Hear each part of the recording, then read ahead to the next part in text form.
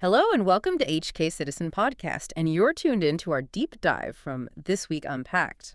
Oh, I'm one of your guides from hkcitizen.net, and alongside my colleague here, hello there.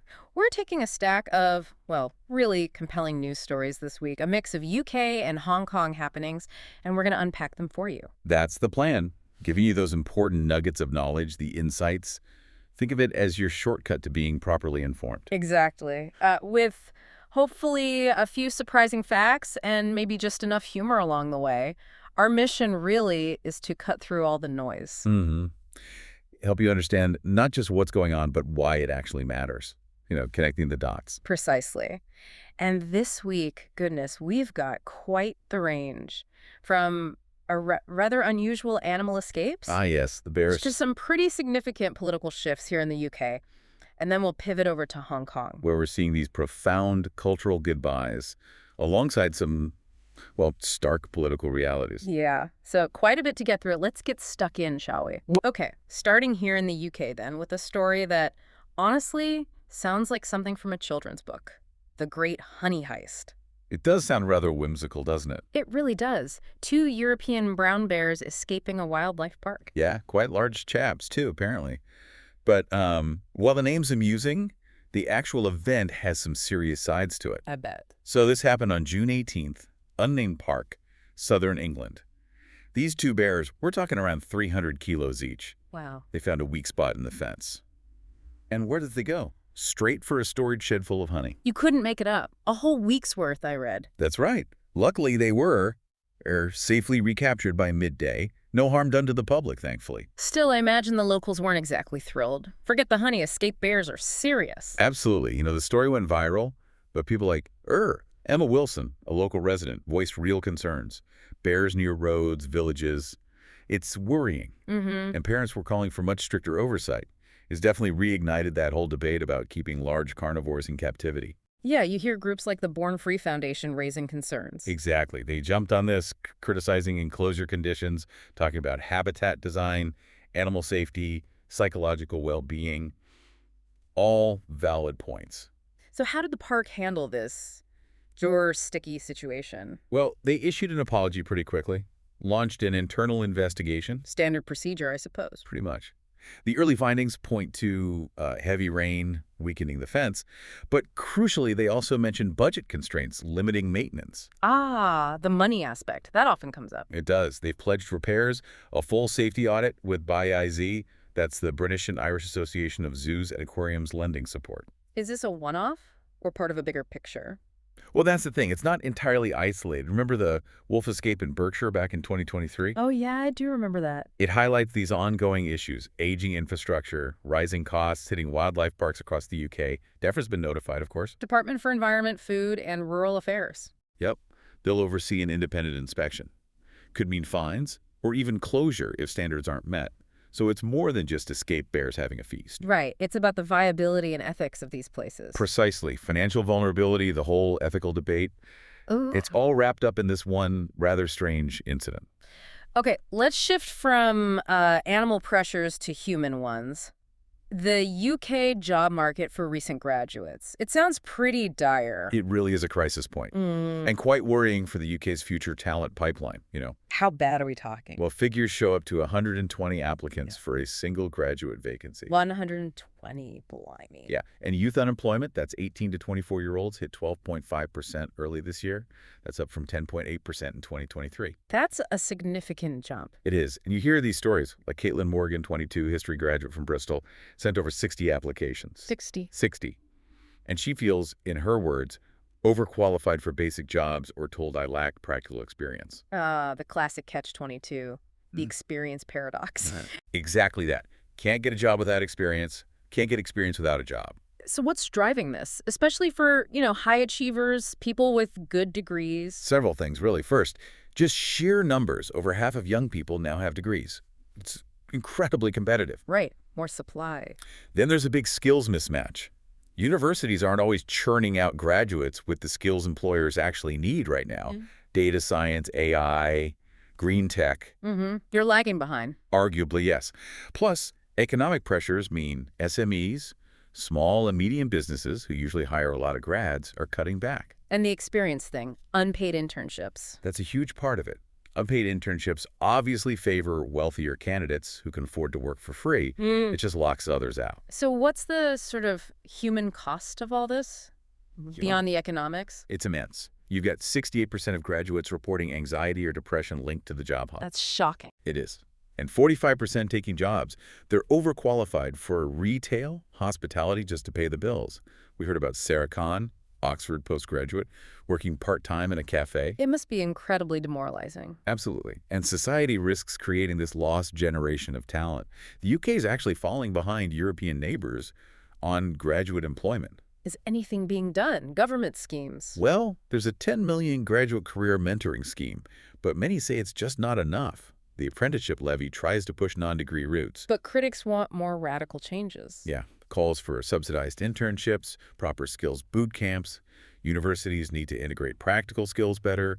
Employers maybe need to lower those experience demands, invest in training. Is there any glimmer of hope? For Caitlin, maybe? Well, yes, actually. Yeah. Caitlin did manage to land a part-time role at a heritage charity. And lots of grads are freelancing, upskilling online. They're adaptable. Showing resilience. Good for them. Okay, speaking of things, we're not quite hitting the mark. HS2, the high-speed rail project. Ah, HS2. Yes, the latest isn't great. Transport Secretary Heidi Alexander saying it won't hit its 2033 target. It's become such an emblem of, well, mismanagement, hasn't it? It really has. One commentator called it a textbook case of how to burn billions while building a railway to nowhere.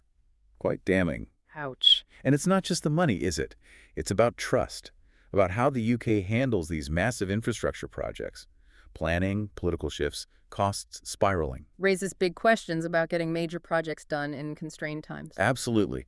How do you conceive, manage, and actually deliver something like this without these constant overruns and delays? A question many are asking. Right, from transport woes to another vital service under strain, emergency services. Over a quarter of 999 control room staff leaving in 3 years. It's a staggering statistic, isn't it? Over 27%. And the core reasons are, frankly, brutal. Work-related stress, immense mental strain. I can only imagine the calls they must deal with. Around 35 million calls a year, dealing with the absolute worst situations, suicides, homicides, major accidents. A Unison report highlighted severe burnout. There's a quote from a former call handler. Yes, describing the pressure as suffocating. Feeling helpless when they can't get help out fast enough because of shortages. It's a vicious cycle. And the impact on the public must be tangible. Direct and severe. In the last 3 years, just the 11 ambulance trusts lost 500,000 working days to sickness or staff leaving. 500,000. Yes. Yeah. Staff are doing huge amounts of overtime. Funding hasn't kept pace. And post-Brexit labor issues haven't helped recruitment in various sectors, including this one. So longer waits for calls to be answered, longer waits for ambulances? Exactly. We heard about a London resident waiting nearly 20 minutes just to get through to 999. And then almost an hour for an ambulance during a heart attack. That's terrifying. What's the official response? The government says it will continue to monitor the operation, which, Doesn't sound like much concrete action. No. There are calls for urgent measures. Raise salaries, improve mental health support significantly, streamline recruitment, maybe even use AI to help triage calls more effectively. Needs serious attention. Okay, moving to a very different but equally significant topic. Assisted dying. The House of Commons passed a bill. Yes, the Terminally Ill Adults End-of-Life Bill. Passed 314 to 291 on June 20th. It's a major step towards legalization in the UK. A really profound development. What are the key details? The safeguards? They're very strict, must be 18 or over, full mental capacity, a voluntary request, permanent UK resident registered with a GP for at least a year. Right. Then there's a multi-layered process. 2 independent declarations, assessment by 2 independent doctors with a 7-day gap between them, and final approval by a special panel. A panel including legal, psychiatric, and social work experts. That's right, senior figures. And crucially, coercion is banned, medical staff can opt out, the patient can change their mind anytime, and it's for self-administered medication only.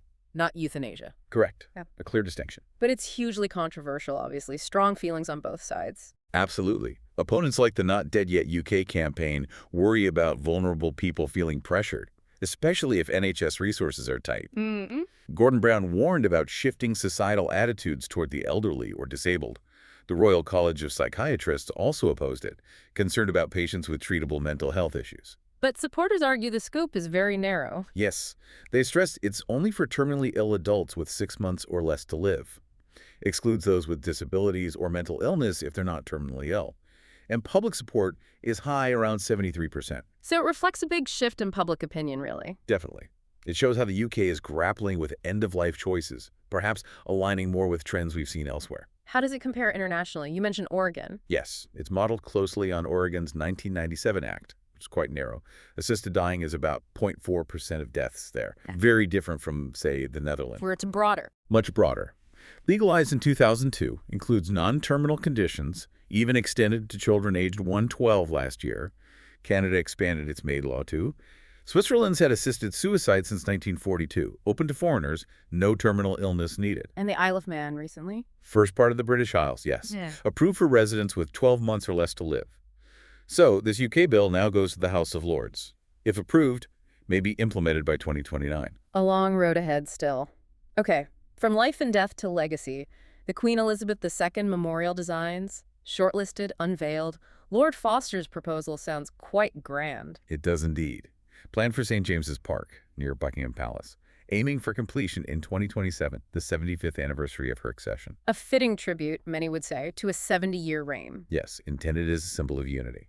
And public sentiment online, on X and so on, seems generally supportive of a proper tribute. But the cost, that's causing a bit of a fuss, isn't it? Inevitably, yes. Estimated in the tens of millions, partly public funded, that sparked debate, given the, economic climate, NHS pressures, cost of living. National priorities being questioned. Exactly. Labour MPs, groups like Republic, the anti-monarchy campaign, argue royals should pay for their own memorials. It touches on wider feelings about the monarchy itself. It does. How does a nation honor its past while dealing with present struggles? The government defends it, citing potential tourism boosts, like the Diana Fountain. They've pledged transparency, exploring corporate sponsorships too. A debate that will likely run and run. Next up, a diplomatic tightrope. Chinese espionage concerns in the UK. Yes, this is a tricky one for the Labour government. Reports suggest a definite increase in Chinese espionage, cyber attacks, influence campaigns in universities, politics. High-profile arrests, even. Indeed. Security experts are certainly sounding the alarm about the threat level. So how is the Starmer government handling it? Balancing security and, well, the economy? It's a cautious approach. They're definitely strengthening cybersecurity, sharing intelligence, particularly with the Five Eyes partners, U.S., Canada, Australia, New Zealand. But not cutting ties with China? No, they're continuing economic engagement. The reasoning is complex. China's a huge trading partner, crucial for post-Brexit recovery. A big confrontation could harm that, and international relations generally. Domestic politics play a role too, presumably. Wary of diverting focus from the economy, they prefer a quieter, intelligence-led approach rather than loud diplomatic rows. It's a real balancing act. Reactions are mixed, I suppose. Security hawks versus business. Precisely. Some want a much tougher line, others welcome the pragmatism. It really shows the complexity of dealing with China today. Sticking with the Labour government, a big U-turn on welfare cuts. That must have caused ripples. Oh, absolutely. It was a significant policy reversal driven by pretty intense pressure. What was the original plan? To cut spending by tightening eligibility criteria for certain benefits. But it sparked huge opposition. From within the party as well? Yes, from Labour's own left wing, plus trade unions, charities. They argued it went against core values, could worsen poverty. And the public wasn't keen either. Polls showed over 60% opposition. So bowing to pressure. Essentially, yes. Concerns about party unity, public opinion. It shows this government might be more responsive to pressure than some expected. It sets a precedent, maybe. So what's the policy now? They scrapped the most controversial bits, kept key benefits, and actually increased funding for employment training and education programs, trying to balance the books with social equity. Interesting shift. Right, let's lighten the mood slightly. Summer solstice. Stonehenge saw record crowds. It did. 15,000 people, apparently, on June 21st. Quite a spectacle. Must have been amazing watching the sunrise align with the stones. Yeah, music, dance, rituals. English Heritage even live-streamed it globally. But it wasn't just Stonehenge. Celebrations elsewhere, too. All over. Orkney Islands in Scotland, exploring prehistoric sites. Yoga gatherings by the Thames in London. Bonfires in Pembrokeshire. It's a timeless thing, isn't it? Connecting with the seasons. But large crowds bring challenges, surely. especially at a site like Stonehenge. Oh, definitely. Environmental impact is a big one. Heavy footfall damaging the grass, litter problems. Greenpeace UK was pushing the Leave No Trace message. Traffic as well, I bet. Huge traffic congestion for locals. And it brought up the whole controversial A303 road tunnel project. Again, that tension between protecting the site and improving infrastructure. So it's celebration mixed with scrutiny. Exactly. People connect with nature, but also reflect on sustainability, climate change. There were green solstice initiatives. English Heritage says they'll improve things for next year, more recycling, volunteers. Government funding aims to balance tourism and conservation. Right. Final UK story, and it's a rather audacious one. Vandalism at RAF Breeze Norton. Pro-Palestinian activists spray paint jets. 30 million damage. 30 million, that's the estimate. It's certainly bold. Two individuals apparently got past a, well, not very imposing 6-foot wooden fence. Reportedly used electric scooters, had red spray paint, a crowbar. The big debate now is terrorism or vandalism. That's a crucial distinction. Very. Grant Shapps, former defense secretary, is demanding the terrorism label under the act. But Akil Awan, a counterterrorism expert, suggested it was more naughty than nefarious. A big difference in legal terms. What was the RAF's reaction? Apart from furious, presumably. Understandably, not best pleased, as one report put it. Engineers are scrubbing paint off engines. Ironically, the planes apparently weren't even involved in Middle East operations. But the security lapse. That's the major fallout. A senior RAF figure apparently asked, how could this possibly have happened? PM Sturmer called it a complete disgrace, ordered a security review. And the Home Secretary is considering branding Palestine Action a terror group. Mulling it over, yes. Meanwhile, the duo responsible got away.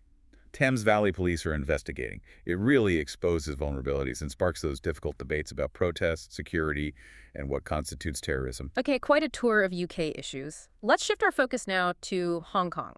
Big anniversary just passed 5 years of the national security law. June 30th, 2020. Indeed. And the question everyone asks is, has it been Hong Kong's great makeover, as Beijing might frame it, or, as critics say, a grim funeral for freedom? Depends who you ask, I suppose. Profoundly. The law targeted secession, subversion, terrorism, foreign collusion. The aim was stability after the 2019 protests. And the impact, politically? Well, the streets are certainly quieter, but over 200 arrests for things like seditious chanting, the Tiananmen Vigil canceled, the Hong Kong Alliance disbanded, the Guardian called the NSL a guillotine for dissent. And the electoral system changed fundamentally, too. Yes, the 2021 Patriots-only overhaul. Candidates vetted for loyalty. The Legislative Council election saw turnout plummet to just 30.2%. Freedom House ratings reflected that. Drastically. Political freedom score slashed from 55 down to 25 by 2024. They called it authoritarian cosplay. Looks like democracy, but isn't. And the justice system. Concerns there, too. Significant concerns. Beijing can now select judges for NSL cases, even move trials to the mainland. The Wall Street Journal reported judges resigning. Figures like Jimmy Lai, the media owner, still in jail. The UK Foreign Office called it a political sledgehammer. What about the economy? Hong Kong, the financial hub? Its sheen is definitely fading. Bloomberg reported a 20% drop in foreign direct investments since 2019. Firms like HSBC are reportedly looking towards Singapore. Investors getting nervous. Morgan Stanley warned about legal uncertainty spooking them. The Economist said Hong Kong's role as a bridge between China and the world is collapsing. Mainland firms now make up over 80% of the stock market. And the brain drain, people leaving. That's a huge issue. 500,000 Hong Kongers have left since 2020, many using the UK's BNO visa scheme. Doctors, teachers, tech workers. The Hospital Authority reported a 15% doctor attrition rate in 2024. Schemes to import talent aren't plugging the gap. Foreign Policy magazine had a rather cutting comment calling them like replacing champagne with flat lager. Ouch. So beyond politics and economics, what about the social atmosphere? Daily life, culture. Often described now as pervaded by fear and silence. National security education is mandatory in schools, teaching patriotism. Teachers have been sacked for comments deemed inappropriate. The main teachers' union collapsed. Self-censorship becoming the norm. Seems so. Journalists second-guessing, internalizing red lines. Reporters Without Borders ranks Hong Kong 135th globally for press freedom now. A massive drop. And cultural output. Films, art. Heavily constrained. Yeah. The 2021 Film Censorship Ordinance bans anything endangering national security. Indie films, documentaries shelved, art exhibitions canceled, libraries purging dodgy books. Art Review said the art scene is choking on censorship. So the global image has taken a battering. Definitely. The U.S., UK stripped its special trade status. The U.S. State Department says Hong Kong is now fully sinicized.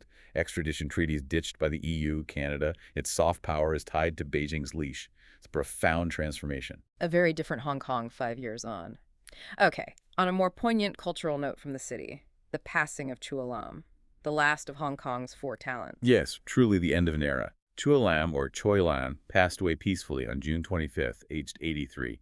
An incredible figure writer, gourmet, film producer. A real polymath, columns in Oriental Daily, Apple Daily, TV shows like Iron Chef in Japan, No Defense Tonight in Hong Kong. And producing those iconic Jackie Chan films for Golden Harvest, always seen with his signature yellow bag. So who are the four talents? What was their collective impact? It was Chua Lam, Louis Cha, better known as Jin Young, the giant of martial arts novel. Jin Young, of course. Ni Kuang, the sci-fi writer of the Wesley series.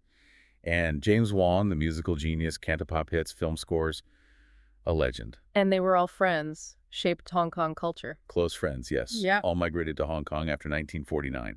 And together, they massively shaped the city's cultural identity during its golden age, blending Chinese tradition with a very modern, unique Hong Kong sensibility. So with Chua Lam gone, that quartet is no more. That's right.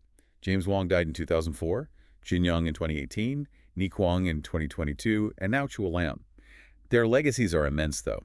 Jin Young's patriotism, Wong's sense of chivalry, Ni Kuang's insights, Chua Lam's worldly wisdom, they created a shared memory. It really does feel like closing a chapter on Hong Kong's cultural history. It does. His passing, and the passing of all four, marks the end of that specific golden era.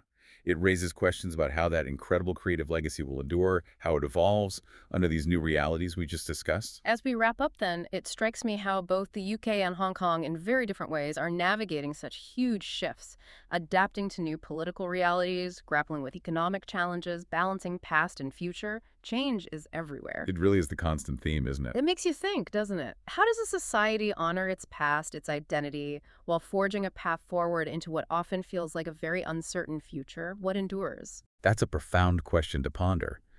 And what's fascinating, looking at all these stories, is seeing that human adaptability, that search for new ways forward, even when things are incredibly challenging. Diving into these different perspectives, you really do get a richer, more nuanced picture. Indeed. And hopefully we've given you, our listeners, some food for thought today. If you want to explore more, do check out hkcitizen.net and our social media channels. Lots more analysis there. Thank you so much for tuning into This Week Unpacked, the deep dive aiming to bridge Hongkongers and report truth. Cheerio for now. Goodbye. This program is produced in London.